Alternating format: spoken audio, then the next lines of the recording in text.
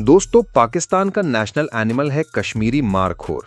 कागजों पर इसे छूना तक गैर कानूनी है, लेकिन पाकिस्तान में अगर आपके पास पैसा है तो कहानी पूरी तरह बदल जाती है। कहा जाता है कि अगर कोई विदेशी शिकारी पाकिस्तान की सेना को करीब 1.5 से 2 लाख डॉलर तक की फीस देता है तो उसे इस संरक्षित जानवर का शिकार करने की इजाजत मिल सकती है।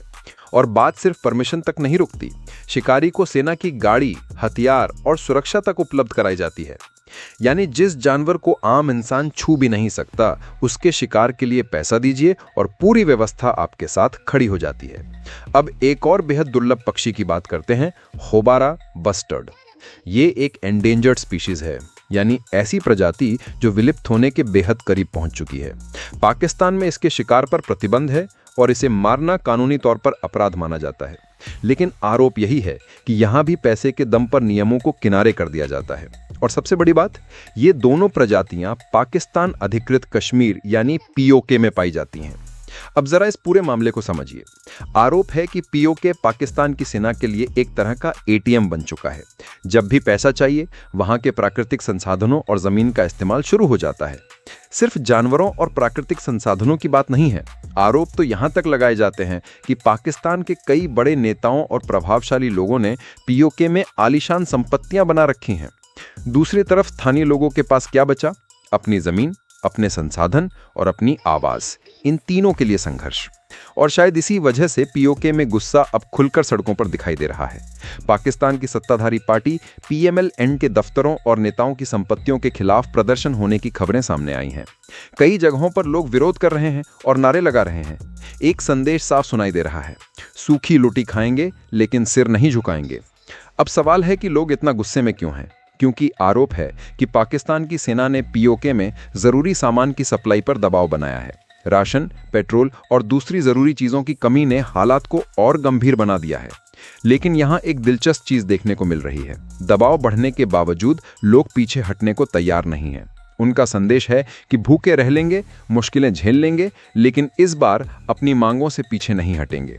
और यही बात पाकिस्तान के बाकी हिस्सों में भी चिंता पैदा कर रही है। लाहौर और कराची जैसे बड़े शहरों में बैठे लोग सवाल उठा रहे हैं कि आखिर देश के एक हिस्से में इतनी गंभीर स्थिति क्यों बन रही है।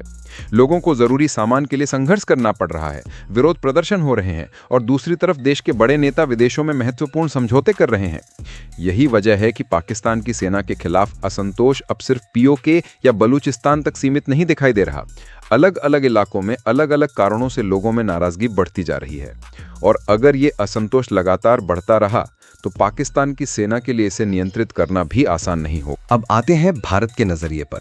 भारत के लिए पीओके सिर्फ एक राजनीतिक मुद्दा नहीं है, इसके पीछे एक बहुत बड़ा स्ट्रेटेजिक और इकोनॉमिक एंगल भी जुड़ा हुआ है। अगर भविष्य में पीओके भारत के साथ जुड़ता है तो भारत के लिए मध्य एशिया की तरफ एक नया लैंड कनेक्टिविटी रूट खुल सकता है। और यही वजह है कि रूस की तरफ से भी भारत और मध्य एशिया के बीच मजबूत कनेक्टिविटी की जरूरत पर जोर दिया जा रहा है। रूस के लिए भारत तक सीधा और मजबूत व्यापारिक रास्ता बेहद महत्वपूर्ण हो सकता है। भारत अगर मध्य एशिया से सीधे जुड़ता है तो व्यापार, ऊर्जा, परिवहन और रणनीतिक संपर्क, इन सभी क्षेत्रों में बड़ा बदलाव आ सकता है। लेकिन इस पूरे रास्ते में पीओके एक बेहद महत्वपूर्ण ज्योग्राफिकल लिंक बन जाता है। यानी मामला सिर्फ कश्मीर की राजनीति तक सीमित नहीं है, इसके पीछे ट्रेड, कनेक्टिविटी, एनर्जी और जियोपॉलिटिक्स का बहुत बड़ा खेल है। और अगर आने वाले समय में पीओके को लेकर पाकिस्तान के अंदर असंतोष और बढ़ता है तो इसका असर सिर्फ पाकिस्तान तक सीमित नहीं रहेगा, क्योंकि पीओके की लोकेशन ऐसी है कि इसका सीधा संबंध भारत, पाकिस्तान, चीन, मध्य एशिया और आगे रूस तक की कनेक्टिविटी से जुड़ जाता है। यही कारण है कि पीओके आने वाले समय में साउथ एशिया की सबसे बड़ी जियोपॉलिटिकल फ्लैश पॉइंट्स में से एक बन सकता है।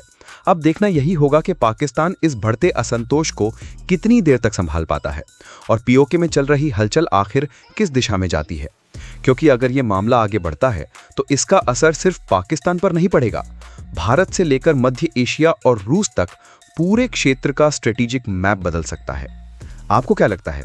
कमेंट्स में अपनी राय जरूर बताएं। अगर आपको ये वीडियो पसंद आया हो तो लाइक और शेयर जरूर करें। और देश दुनिया की ऐसे ही बड़ी खबरों और डीप एनालिसिस के लिए हिंदी खबर शो चैनल को सब्सक्राइब करना बिल्कुल मत भूलें।